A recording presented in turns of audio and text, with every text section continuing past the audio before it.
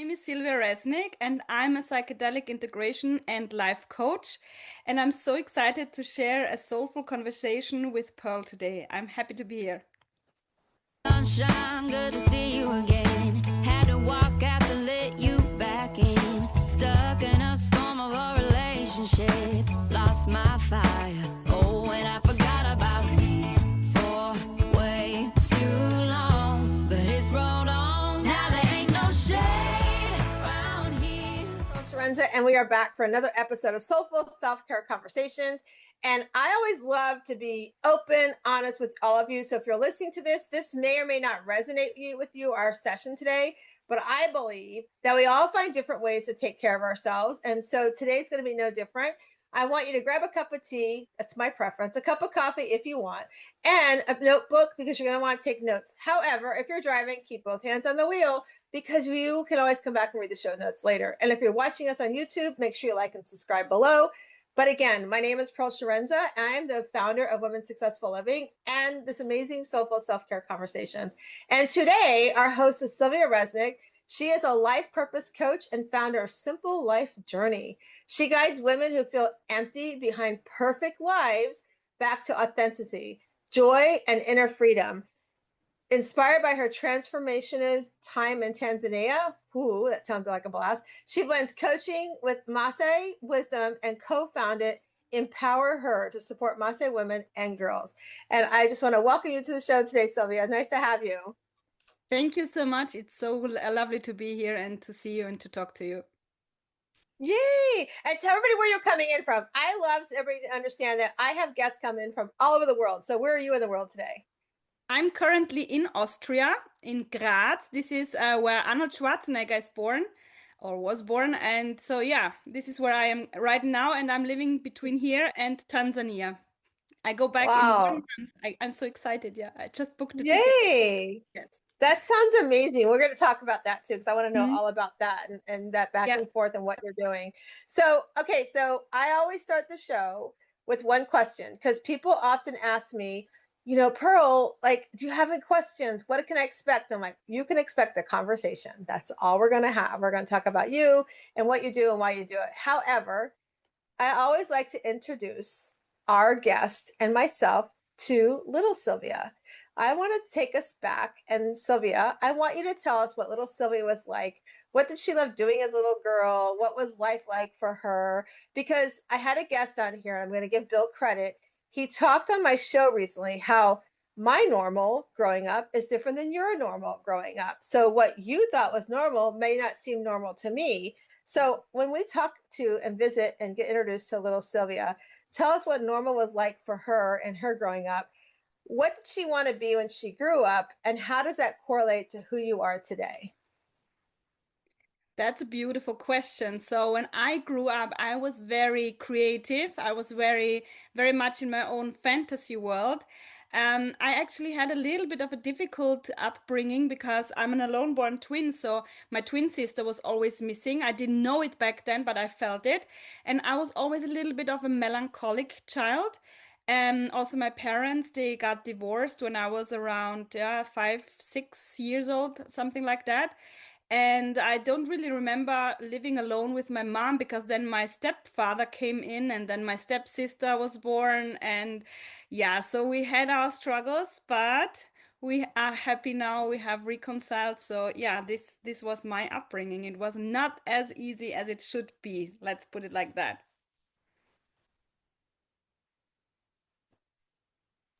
And what I wanted to be. Yeah, what did you want to? So what? No, you're good. What did you want? What did little Sylvia want to be when she grew up, and how does that correlate to who you are today?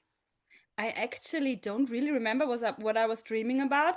I remember when I was around 3 or 4, I said I want to build bathtubs. I don't know why I did that, and I wanted to have an apartment in Vienna with giraffes and elephants. So the African thing was already there, the African connection somehow. And later on, I wanted to become a kindergarten teacher like my mom, but I became it, but it was not really what fulfilled me, to be honest. Yeah, so it's a mix. I don't know. I love that. It's so I wrote down Yeah, something you didn't correlate to, but we're going to talk about is a creative fantasy world, right? Because some yeah, people are going to listen to what we're going to talk about today, and they might think, oh, it's that fantasy world, right? So if you, I'm going to challenge you to part and remember that's showing up today from your little girl time, mm, right? And then also the African part, the build a bathtub, that's like probably just because what you're doing today, like helping women to, like I do, step into out from behind our armors that we wear and find yeah, that joy, right? So yeah, bathtubs are joyful. That's, yeah, that's what true. I got. Yeah, that's what I got from it. And then of course the giraffes and elephants and all that certainly ties into where you're going in a month, right? Tanzania. But the other part that struck me, and I'm going to go to the last part in a second because I want to build on the last part that struck me, is a kindergarten teacher part. Mm, So my story, my little girl, Pearl, she wanted to grow up and she wanted to be a teacher. But I didn't have great guidance counselors. I didn't yeah, have two parents that even, I had one parent who graduated high school and one got the mhm, GED. So I didn't have the guidance to go on and become this kindergarten teacher as well. I want to be a kindergarten teacher. However, you're doing what I say that I'm doing today. Think about it. All the little girls you would have taught in kindergarten, you're helping them today. That's how I look at it. All the little girls I might true, have had at kindergarten, we're getting them today, right, Sylvia? We're getting them today. Like we're actually, empowering them yes. today. Yeah, Actually, yes, yes. And I still yeah, love children. I have to say that. I still love them. Especially when I'm in Tanzania, I spend a lot of time with the Maasai children and everything. So yeah, it's still in me a little bit. Yeah, yeah. absolutely. It's that kindred spirit. I think that. I mean, I'm 61 True. years old. Everybody's like, "You're 61." I'm like, I think it's because I still had this. Yeah, thank you, Sylvia. You just did it. No, I appreciate you. But I tell her, but I go, I think it's because I have this kindred little girl spirit yeah, in me that's why. Because I remember looking, every time I look in the mirror, I look like my mom. But I think about how my mom looked at 61 and she was unhappy. She was miserable. It was just yeah, not, not good because she was in the middle of a divorce with my father and, and things like that. They divorced after 43 years of marriage. So yeah. and her life has been like that ever since. And so, but I wanted to tell you that about the kindergarten teacher. And then I want to talk to you. I want to go to about being a lone born twin, Mhm, because like you said, you always had that feeling like something or mhm. somebody was missing, right? Yeah. And I want to talk about that twin part for a second, because my son, who I have two boys, Nate and my son Matthew. Matthew, we lost 3 years ago in a tragic Oh my car God. accident. Yeah, I Mm, thank you. He had two of his best friends that they're always around us. They always come in. One actually works with my husband today, but they're twins. And they always tell me, oh, I know when so and so, I feel such and such. They can tell and feel things about mhm. each other. Anthony, who I love to death, and he's listening to me. Hello, Anthony. He's always the one that wants to take care of little brother. But if I remember right, he came out second. Like it's Yeah, interesting how he plays the oldest role, right? yeah. And so tell us about that. Like you talk about the melancholy part about that and that always feeling alone. Tell us about that. And when did it really hit you? And how old were you when you found out that you had another sibling? Hmm.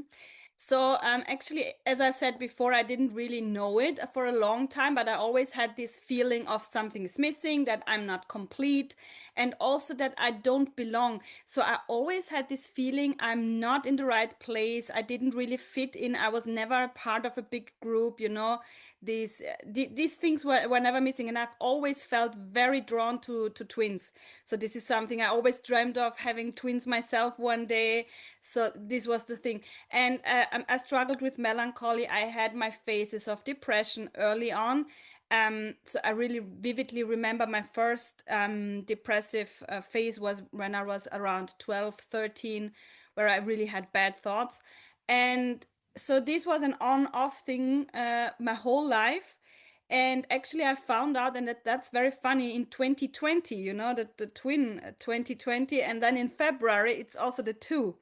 So I had again a phase of depression. And then my mom, she looked at me and she said, "Listen, we have to go to this woman." And so she's basically a spiritual woman. And she looked at me and she said, "You're an alone born twin." And I was like, "Yeah, of course, crazy." I didn't believe it. And my mom, she went quiet, and I was like, "What's wrong with you?" And when we were in the car, she told me, "Yeah, actually, um, I remember when I was pregnant with you and I made the ultrasound in the 80s, long time ago. There were two dots in the beginning, and then one of the dots vanished all of a sudden. And so she said, it's absolutely, I believe it. And then I started to do the research, and it's called vanished twin syndrome. For example, Elvis Presley was also a lone born twin, but his twin brother, he died in the womb when when his mom was 7 or 8 months pregnant, something like that. And with me, it was very early, so nobody saw it, nobody realized it, you know. But it's a very real thing for the people who experience it. Yeah. Yeah, I know. I've heard of it before, and about how I Chuck and I went through infertility treatments, and I remember when one of the first rounds, maybe the second round, they were like, they told us we were pregnant, and then all of a sudden we weren't. I'm like, what's going on? They're like, your body Yeah. basically just sort of absorbs it, or something with our Exactly. body rejects it, Mhm. absorbs it in. So it's definitely 100%. I knew that about Elvis Presley too. I'd actually forgotten about that with Mhm. him, and all that. And so it totally goes to the realm of like having a feeling like the melancholy, like you're alone, because twins have these connections. I mean, Yes. I see it with, I've got other friends that are twins, but I see it with the boys, Anthony and Odo, and I see that connection and things. And like it's funny, I can tell them apart, but people are like, which one? I'm like, how can you not tell them apart? I think it's just because I've been around them so much. They say I'm their mom from another mother, Yeah. but so, That's but yeah, true. so I thank you for sharing that with us, and reminding us that those things do happen. And so tell us, like, so you've gone on this journey now. We've met little Sylvia, and now we've talked about your being a lone born twin. So tell us, like, how does that, like, as you went and you grew up and you've become this amazing adult that you are today, what led you to coaching? Because I can tell you, like, for me, like, for all of us, I think for most coaches, there's something that leads us to coaching, right? So when I did health and Mhm. wellness, that was a part of my journey, was that I wanted to help others with their health. And then it led Mhm. to the life coaching and stuff. So what was it that led you to coaching? So actually, it was, I think, this longing for purpose. So I was always looking, what can I do? So as I said before, first I was a kindergarten teacher because also my mom was a kindergarten teacher, and then I was like, no, it's not enough for me. I started to do to study business economics. Then I had my master's, and I was in the human resource management. So I went the corporate ladder, you know, and I still felt so unhappy. Then I was thinking like, okay, maybe I should create my own business. So I created my own company in my consulting company. And I still was utterly unhappy. And then I told you 2020 was this first awakening for me. And then in 2022, again, I was so unhappy. I mean, I was feeling guilty because I was living and my twin sister was dead.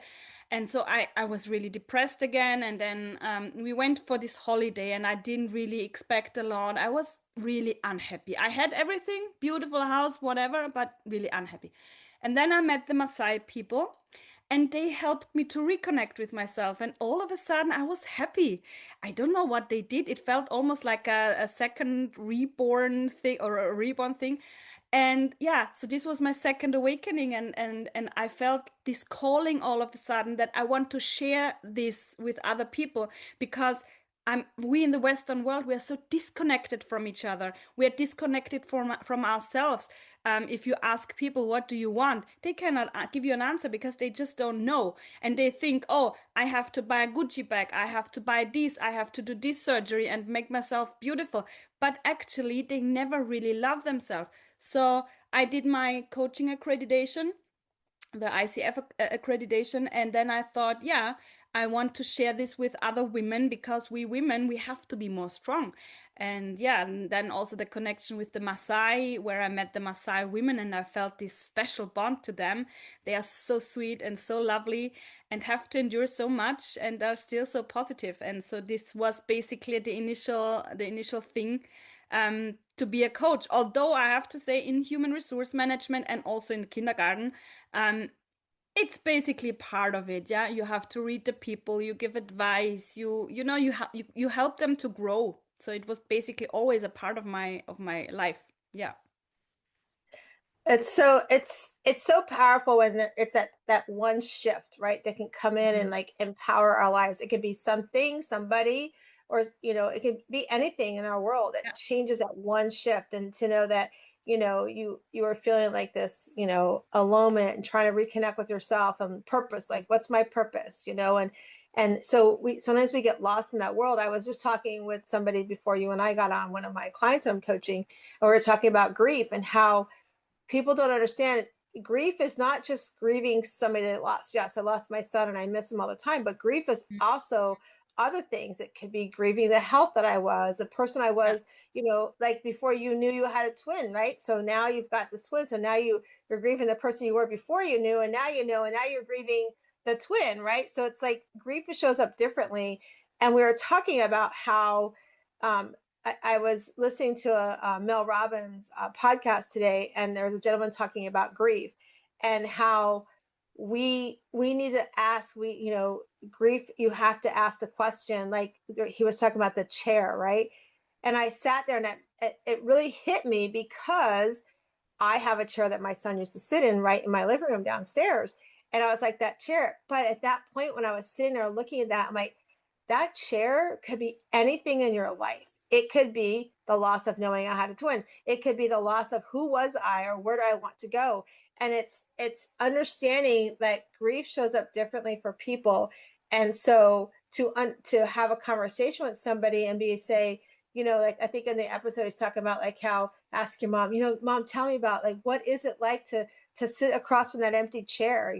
What is it like? Ask me, what is it like to live your health the way you're living it today versus yesterday when you might have been walking around here as healthy as can be, and then it's different, right? So, and I love what he said, be vulnerable and understand it's going to be an uncomfortable conversation because you may not know what to do with it and you can't fix it. That's the thing. We can't fix it. We cannot fix somebody's grief. It's their journey. It's not fixable. It's just to be there and be like, how can I support you, right? And so having the catalyst of saying this is, that Maasai, is that how you say it? How you say the The Maasai? Messiah. Messiah, yeah, how they impacted your life helped you to start doing this healing and this process of becoming who you are and tying back into the little girl. And so walk us through like what were some of the small changes that you saw happen that led to bigger changes in your life? So I have to say that what I learned or what I know now, because I had this third awakening, I will talk about this later, is that every phase of depression, every phase of pain I went through, that was actually a teacher for me, and it led me to something bigger, something that I understand now.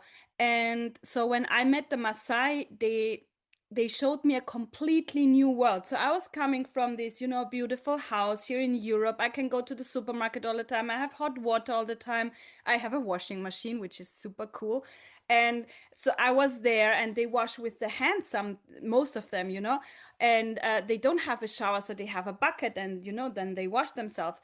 And sometimes they also sleep on the floor, which is completely normal for them because it's nothing as in their houses. They have this it's like a floor, a mid floor or something like that, and they sleep on that. So it was a completely different world, but they were so happy despite having nothing. They were so happy, and they showed me their world. We went out together. We went to eat local food, and yeah, I don't know what happened, but after 2 weeks, oh, we went out to party a lot because to have to go to a party with the Maasai is really, I can recommend it. And after these 2 weeks, I was like, oh my God, I don't want to go back. I completely changed. I mean, like not a little bit. I was like, no second thoughts. And 2 months after that, I came back for 3 months and then six, and then, back and forth. And yeah,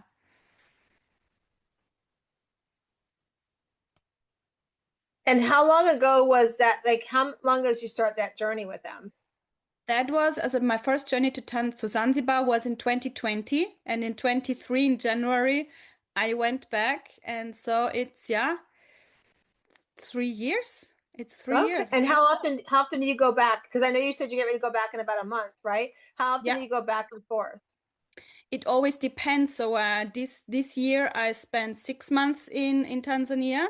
And when I came back, then also my grandmother died, which was also a coincidence because I went back actually a little bit less than 3 months, so 2.5 months, because I was invited to a wedding. And if it wasn't for that wedding, I wouldn't have been here when when my grandmother passed away. So I was able to see her again and to say goodbye. And I reconciled also with my sister. So my mom, my sister, and I, we have a really, really good relationship now.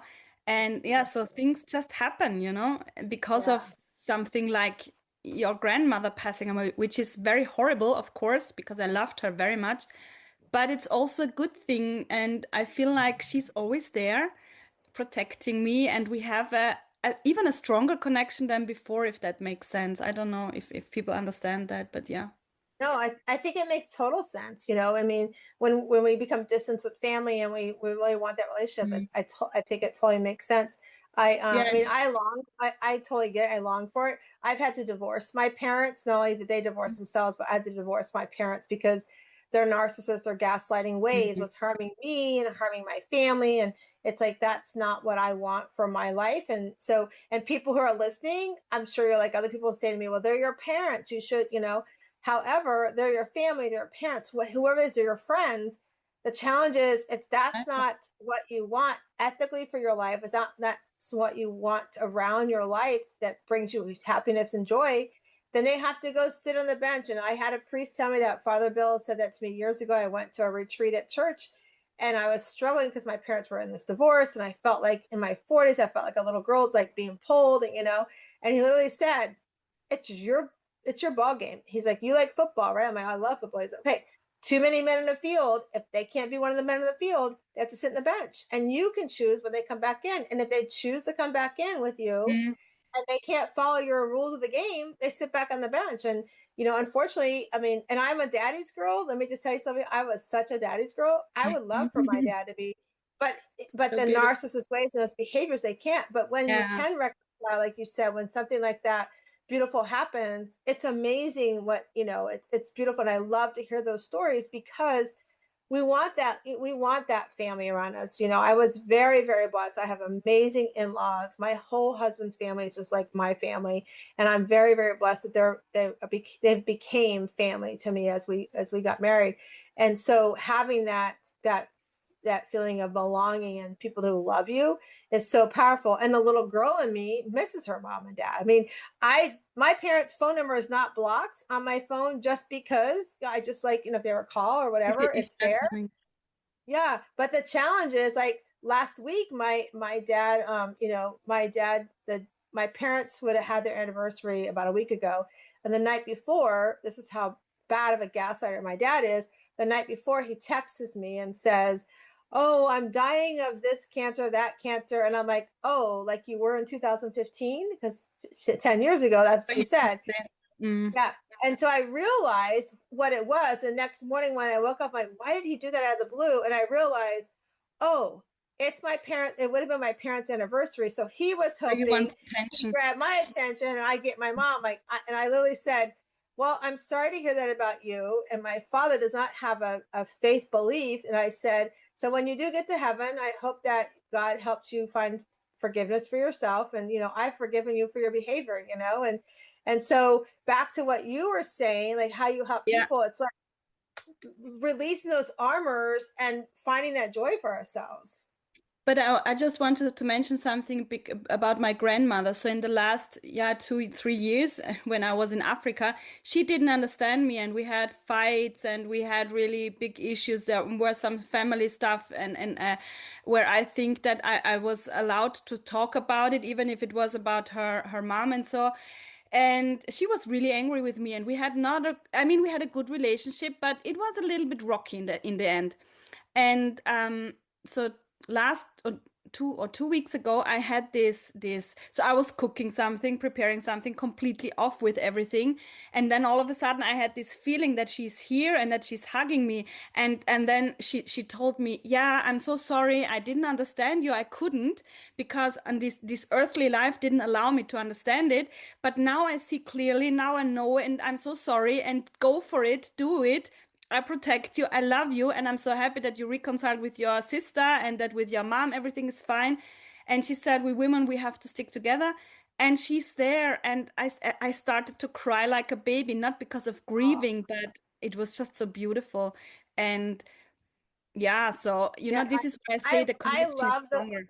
I love those stories, Sylvia, because I truly wholeheartedly believe in them, Yeah. like coming and like validating us and things like that. I mean, since my son's passed, it's been 3.5 years. Like Mm. I know when he's around, I know when he's being Yeah, quiet, I I know feel when that. he's going, hey, get going, and so I know and feel all that, and I love that you got that from your grandmother because it's so validating. And I saw you just light up and felt Yeah. that love from her come through, and I think it's amazing. I just think it's amazing. So you go back and forth to, Tanzania and where you Mm. are. And so how are you helping? Like, how are you, like, your clients, like, how do they find you? How are you helping them? And like, what are some of the stories you see that your women that you work with, that they overcome? Yeah. So I'm working, as I said before, with mainly women. I mean, I do coach men as well, but I feel like a lot of men, they sometimes they don't understand the line between I want to help you and I like you, so they start to flirt with me, which I don't like. Um, and yeah, I feel some men are not as open as the women with their spirituality and working on themselves. So what I see a lot, especially in women, is that they have so many hats they have on, so many roles that they have to fulfill. Mom, wife, you have to be a good lover in bed, and you have to be good employee, and you have to be this and that, so that they forget who they are. What are they? What do they like?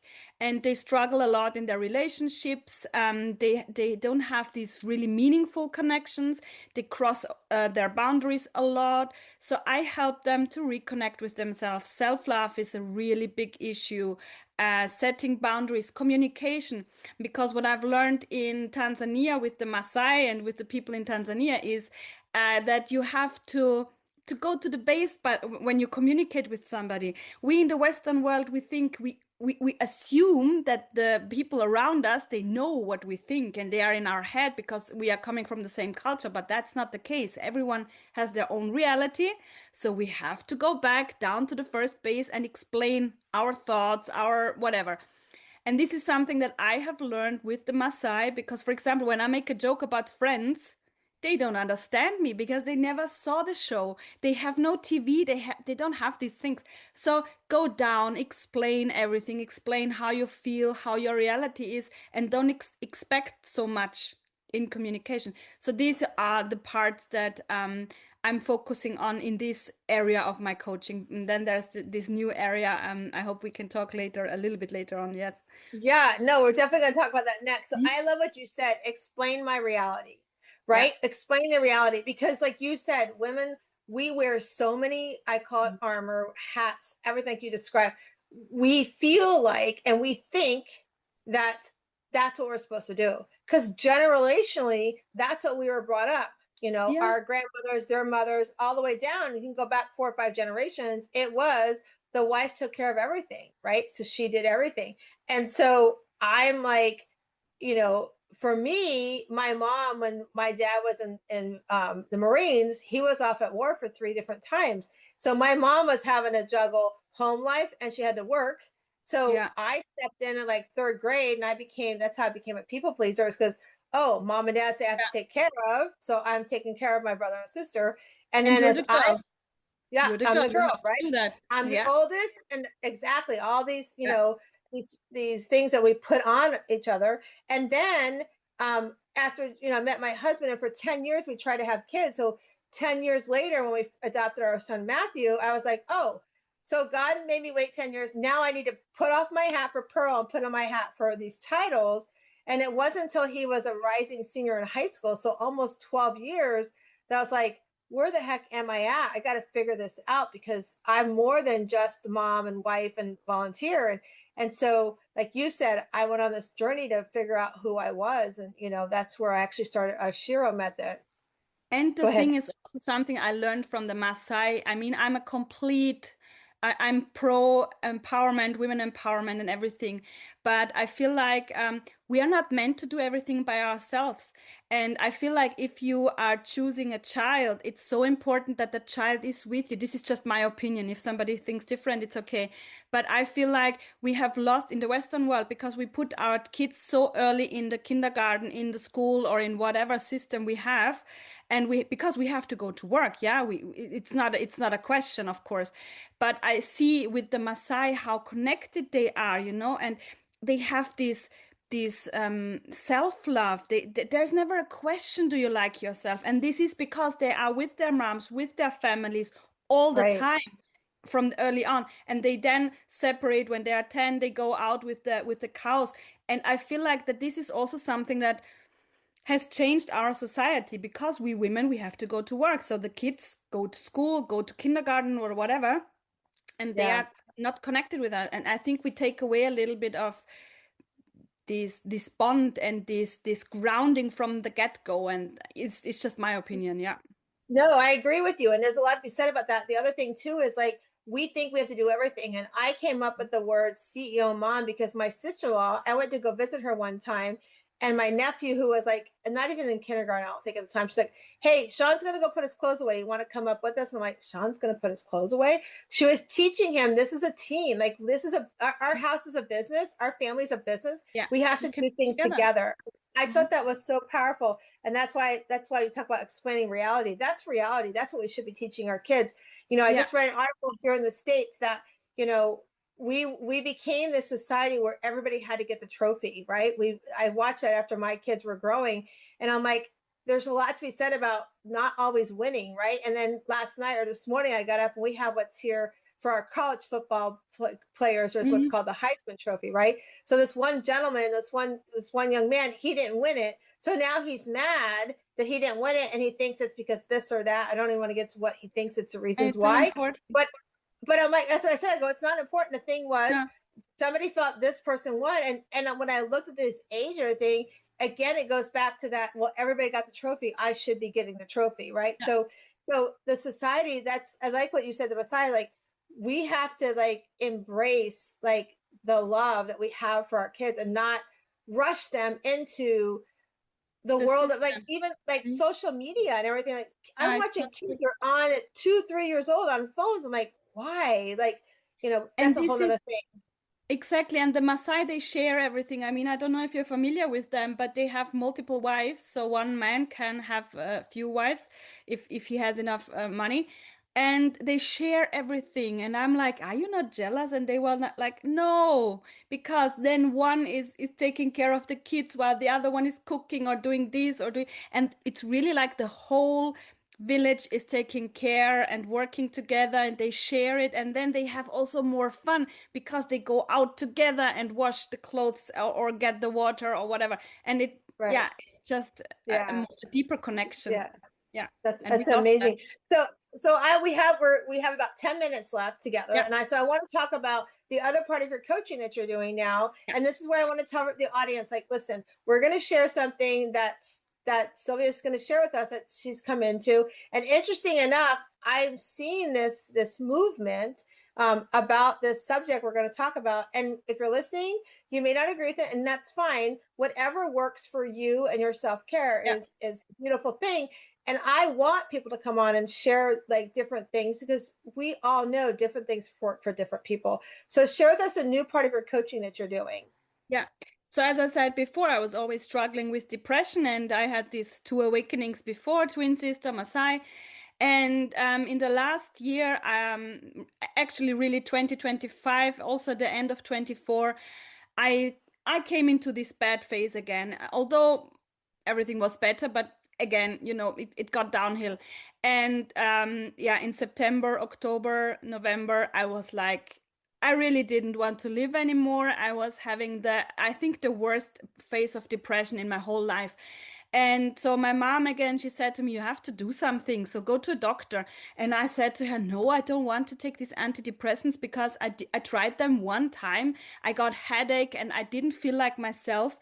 So I did research, and then I remembered I saw this podcast of this woman. She was talking about the magic mushrooms and the psilocybin Then I was looking into there's a Netflix show and they were talking about that too. So I got into that realm. And it's like when you do microdosing of psilocybin, it actually is working underneath your unconsciousness, very, very soft and very slowly and very, yeah, in a good way. And so I ordered the truffles. The truffles are also legally in Austria, and I started to take them. You don't feel nothing when you take them. And I started to feel better after 2 weeks. And I was like, because the psilocybin is basically mixing up your brain and quieting the default mode network, which is responsible for all the negative self-talk, the negative thoughts, all these old patterns, that you have when you get older. And I felt so much better, but then I realized, okay, it's not enough. I want to go deep. I want to understand, why am I so depressed? What is the problem? I felt, this calling. So yeah, I took a higher dose. I took 4 grams of this psilocybin mushrooms, and I didn't have this fancy trip like they have in the movies with seeing beautiful things or something like that. No, but it did what it should do. It brought me back to my childhood. It brought me into my unconsciousness, and I resolved everything. I realized I haven't been seen, or I didn't feel seen by my mom when I was small. So I made myself small. I didn't love myself. I had this guilt also because of my twin sister. And so I cried, and it was really, I resolved so much. So that, and then I thought, yeah, now it's over, it's finished. So because it was not a lot. And then all of a sudden I came into this other realm, and it was on another, yeah, level. And I realized that,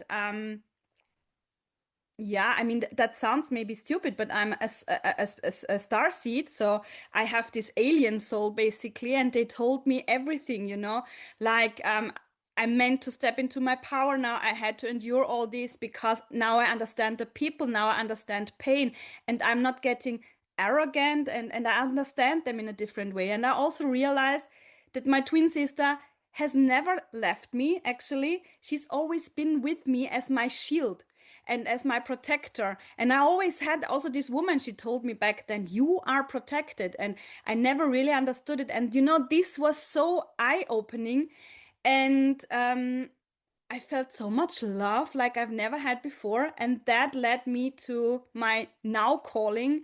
I'm a psychedelic integration coach, so I want to help people who had the same experience to integrate that into their lives, because when you realize all these beautiful things, you are in this high, and you are so euphoric, but then of course you have to integrate it into real life. And that can be very difficult, very challenging, especially when you're not from the field of coaching, and when you don't know how to do these kind of things. So yeah, this is what I'm offering now as well. Yeah.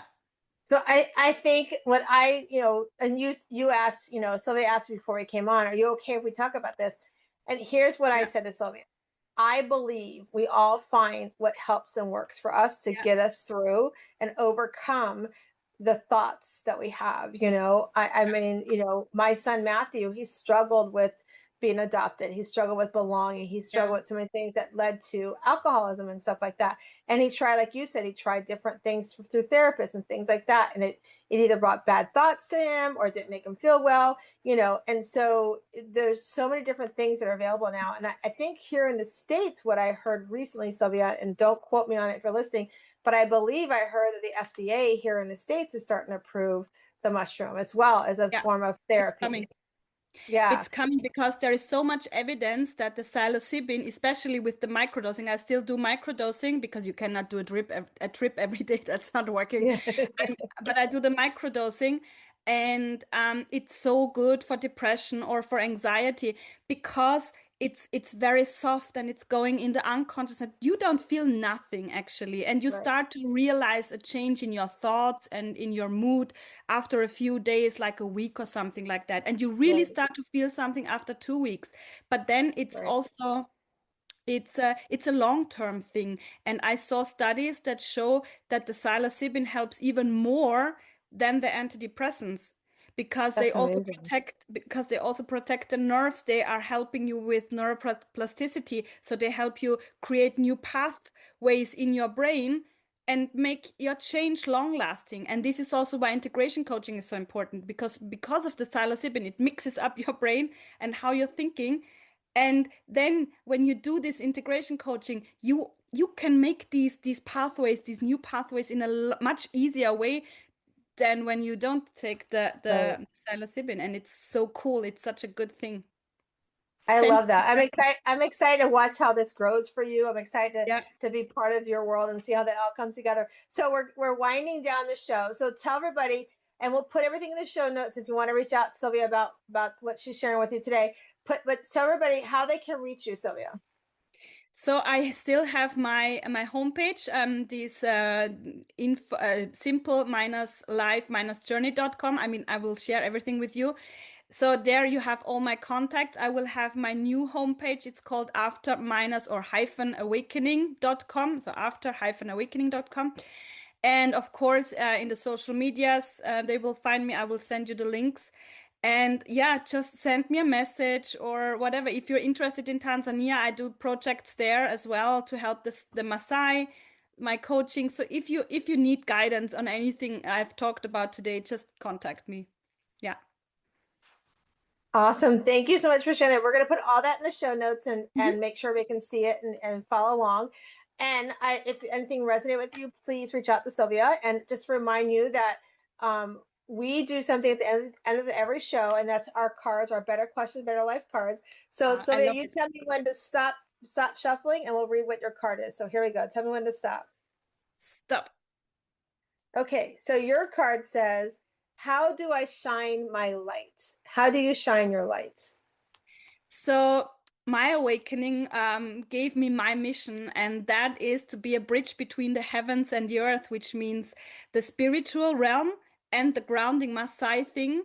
And this is how I share my light, because this is, I think, it's authentic. It's who I am. It's what I do, and yeah, that's how I do it. And if you're listening, go watch on YouTube, because you just lit up when you just said that today. That's Yeah, definitely, you definitely were shining and sharing yeah, that. And I love to share that. And for me, the way I shine my light is to do the shows like I'm doing here today. Also I'm realistically honest with my audience. yeah, Like when I go through things, if you follow me on Instagram and all the social media areas, you'll see that I'm very honest. I am who I am.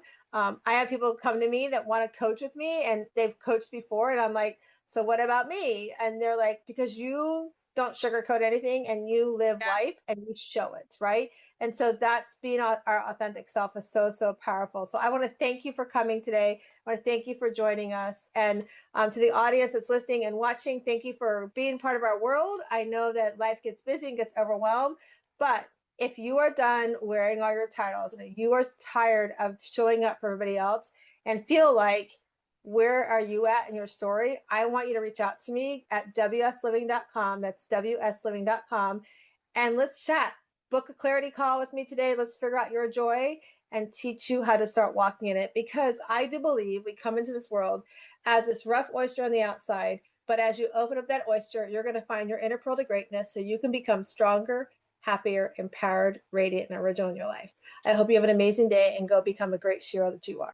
That was so fun. Sylvia, I want to thank you so much for coming on and for joining us. And to you, the listeners, and those who are watching us on YouTube, thanks for joining our world. I know life gets busy and overwhelming, but I want to thank you for taking time out for yourself. And as Sylvia shared earlier, whatever way you can get back into your life, there, I'm going to spit that out. But whatever way you can explain your reality and live your reality, that makes you show up for yourself. That's what I want you to do. And I hope that you got some of that today out of the show. And again, if you are struggling and don't know where to tap into your joy, all you have to do is follow the banner below, book a call with me, or go to wsliving.com, and let's connect and let's help you clarify and get clarity on your joy. Have a great day. All clean. Why'd it take